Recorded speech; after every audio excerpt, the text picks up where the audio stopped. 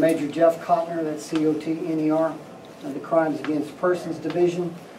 We're here today to talk about the officer-involved shooting from last night that occurred in the 10300 block of Sandra, Lynn Drive.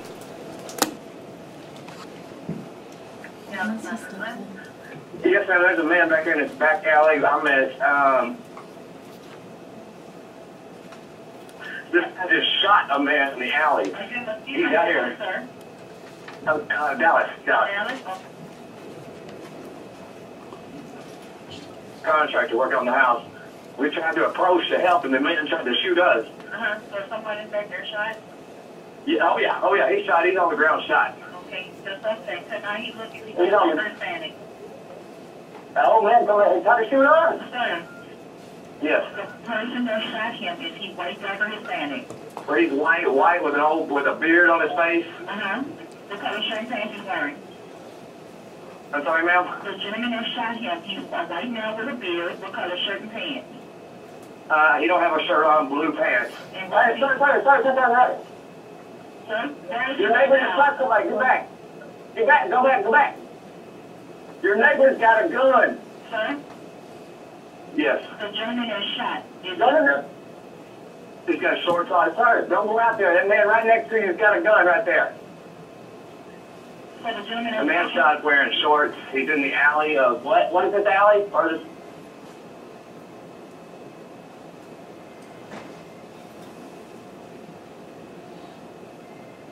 And the gentleman that shot him, sir, he's walking where? He was walking in the alley. I heard him saying something about he saw somebody in his yard or something. I don't know. Okay. And we tried to go up, but the guy pulled the gun on us. Okay, he pulled the gun on you guys also? He's not. The man that got shot's not moving. Okay, tell me your name.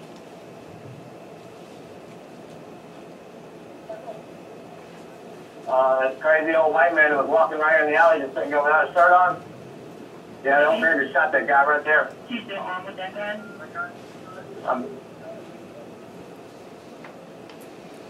Hello? Yes. The gentleman, the one that's the shooter, he's still walking up the street armed with a gun? Yeah, he's right there with the guy he just shot right now. He said that the man was in his garage. Now he's saying that. Okay. Is he alive? Is he alive? Huh? You're gonna shoot him again? Is he standing over him armed with a gun? Yes, he is. He said you're gonna shoot him again. I don't know. He's done. Don't shoot him! Leave him alone! Police are on the way. That's your boyfriend? Yeah, I'm on the phone with someone right now. Leave him alone. The old man right there shot him. He pulled the gun on us. That old man on the left, yeah.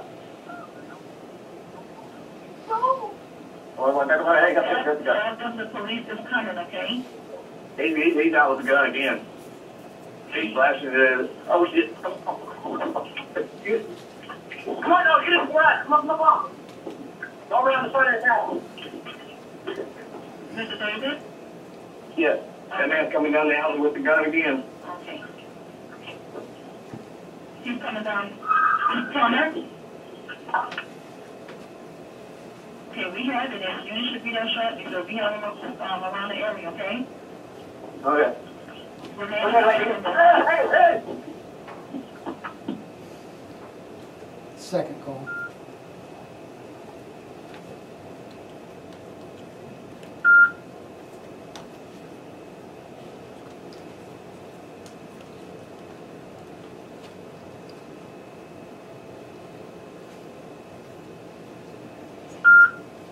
Is that playing? Takes a little bit, guys. Dallas 911, Blanco, where is your emergency? It's in the alley behind what? What's going on there? Somebody's just been shot. Okay. Need an ambulance. Yes, And I do. police immediately. Yes, sir. I do show we have services on the way. Do you know who shot this person? Yes, he's there. He's not. He says he was trying to break into his house. Okay, so the suspect So the gentleman that shot him was the homeowner, is that correct? Yes. Okay. And the suspect is still in the house? No, he's in the alley. He's in the alley behind the location. Yes. Okay. Do you want to leave your name for the officers? My name is And then show your phone number. correct. Okay. We have services on the way to you, okay? All right, thank you. All right. You guys want to come back and get your mics, bring them back over here, or wherever you want to put your mic. The gaps on these, on those recordings, the gap is where either they were giving their name, giving their address, or I think the phone numbers, things like that. So anything that was relevant to that individual, we've redacted that. Is that the area? I'm sorry, that was the area in which we redacted that. And whatnot. Again, we already talked about what we're doing. Let's go ahead and go there. Here's our involved officers. You guys can come up on that screenshot. We have 6 officers at the scene. 3 officers fired their weapons and 3 did not. So we're calling the officers that did not witness officers. None of the officers have been involved in a previous shooting. So it's Daniel Summers, 4 years, 3 months. Julian McDaniel, 4 years, 2 months. Alexander Everett, it's only 1 T, I'm sorry, 2 T's, guys. I see there's a typo there. 4 years, 1 month.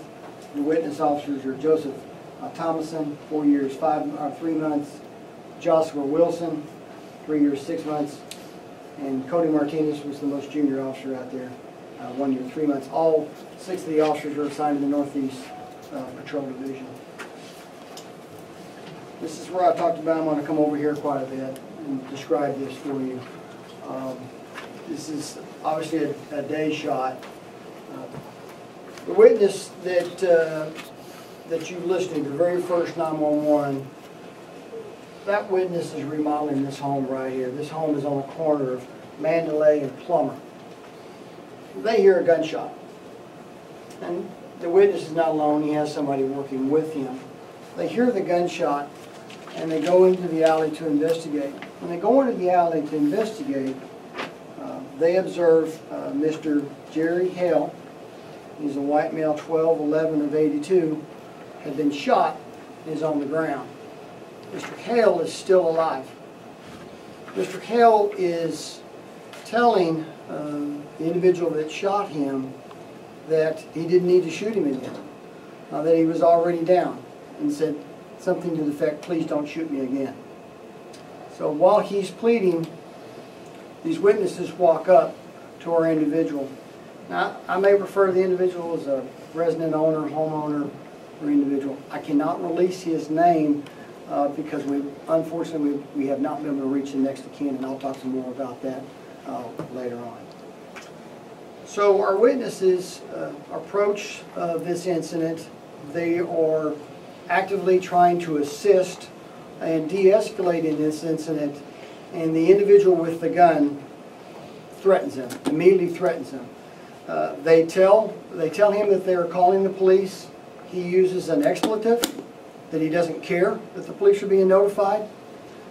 He waves the gun towards them, and they begin to flee down the alley. As they fled on the alley, and I'm on a point, sort of in that direction, this yellow area here depicts where Mr. Hale was laying in the alleyway. At this time, he's still alive. Our witnesses had moved down this driveway here. This is shrouded by trees, and they'd walked up this way. Our assailant, he is over the top of Mr. Hale with the gun. So they start, when he threatens them, they start to run back just this one house distance, and they seek shelter back into that cove or that driveway area.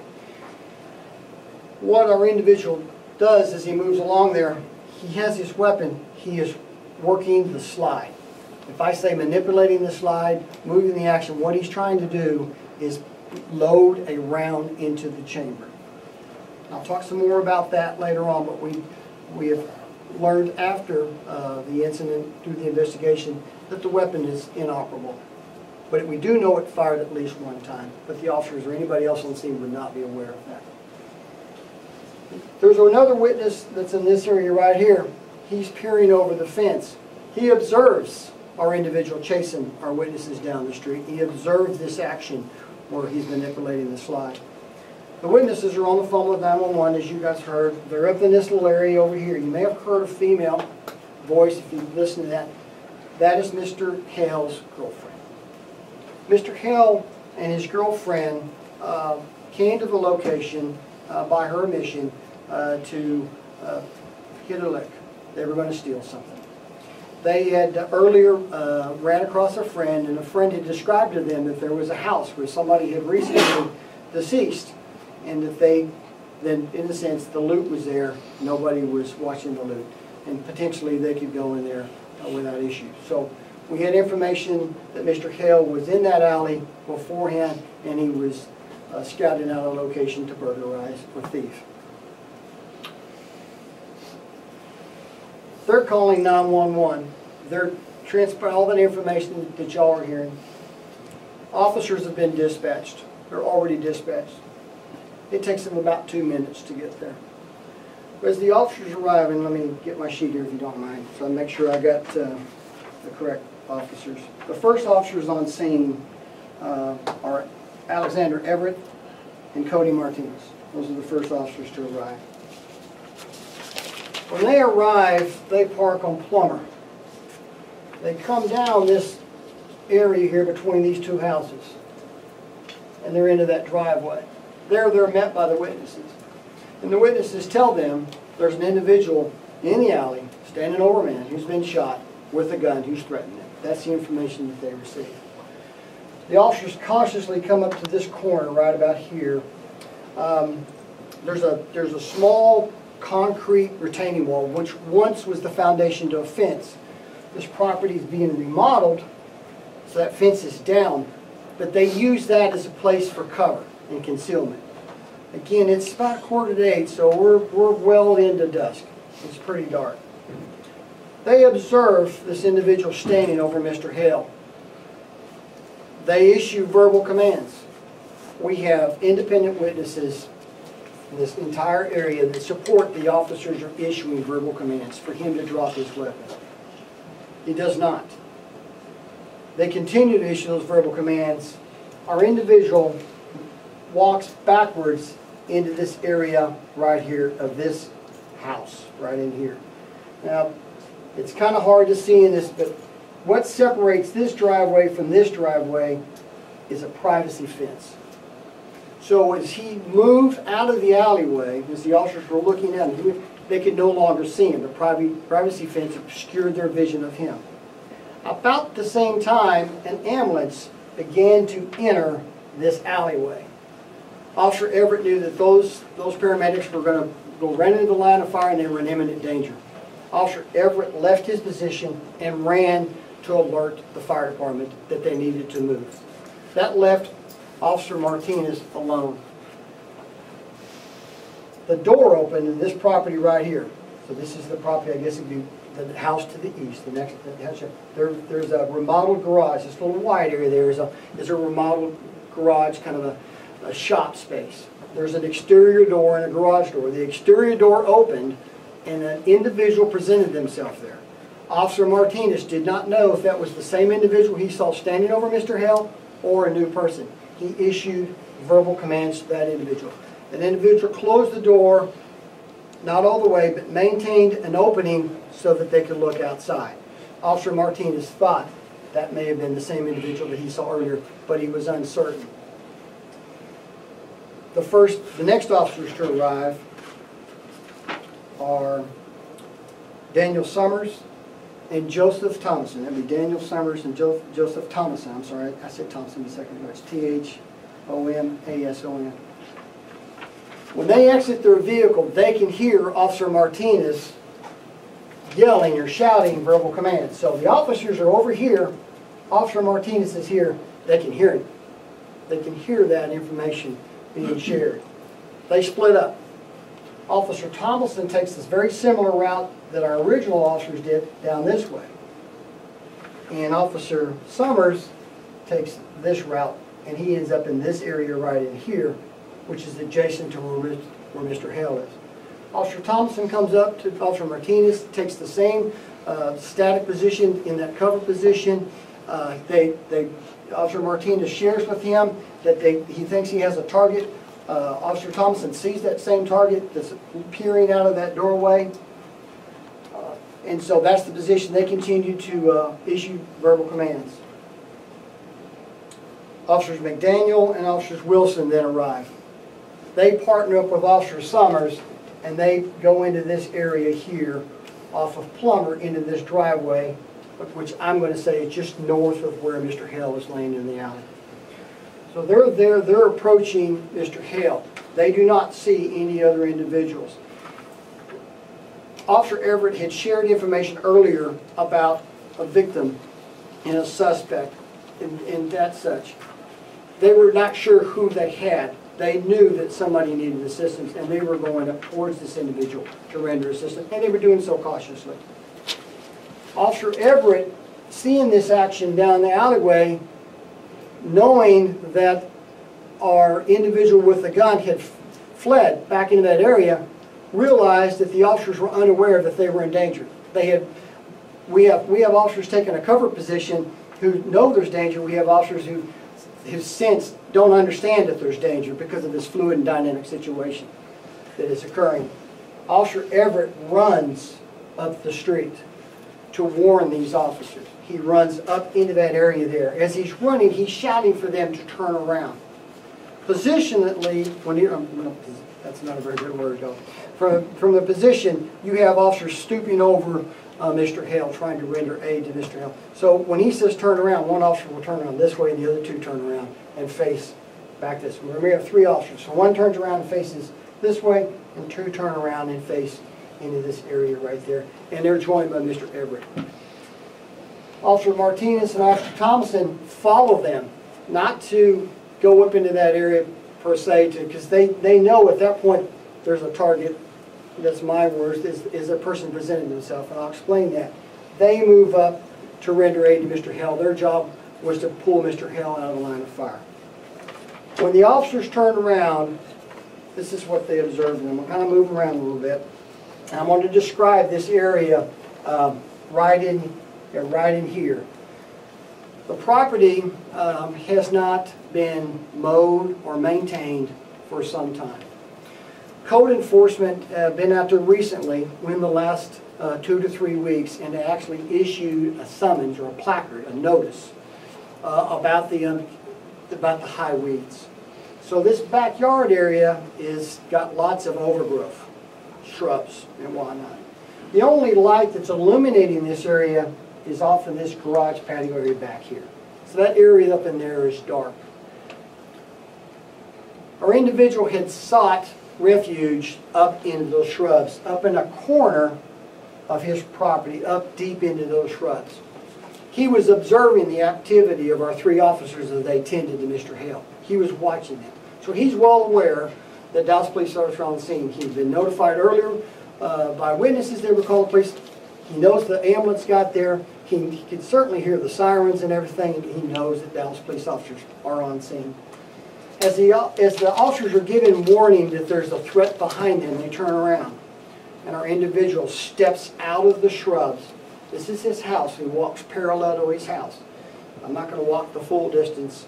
He began walking. He has his gun in his hand. They obviously see that. He begins to manipulate that slide again. He's not saying anything, but he's manipulating that slide. As he gets to the driveway, as he walks across, and of course they're issuing verbal commands. I mean, they're addressing him, they're telling him to drop his weapon and whatnot. As he gets to the driveway, there's a couple of shrubs, and they're up high. He hops through them. Okay, he didn't step, he hopped through them. He landed on the driveway. He's now in the driveway, so our officers are in this general area. This driveway piece is his surface lot. We're just talking a matter of feet. Your officers are giving him verbal commands. He's manipulating the slide. He points the weapon. He raises the weapon up and points it directly at the officers. They fire. He goes down. He's down on the ground. He's on his back. His weapon is nearby. The officers are yelling for him. He's still alive. He reaches for his weapon and begins to pick it up and point it again. They fire again. Some of the information that you guys have probably gathered, some of the witnesses described a set of shots. There's a gap. There's a set of shots. That's the scenario. The officers did engage the individual twice. It's a short period of time, but there is a stop and then there's a start. And then from that point, the officers rendered the location safe and such. I also want to share that before our two witnesses came up to this location, the resident that lives directly behind our individual came outside first. That's the second 911 call that y'all listened to. And that neighbor knows our assailant. He knows him for a number of years. He's lived there. He knows that he's never seen anybody else there. He's a recluse. He's unemployed.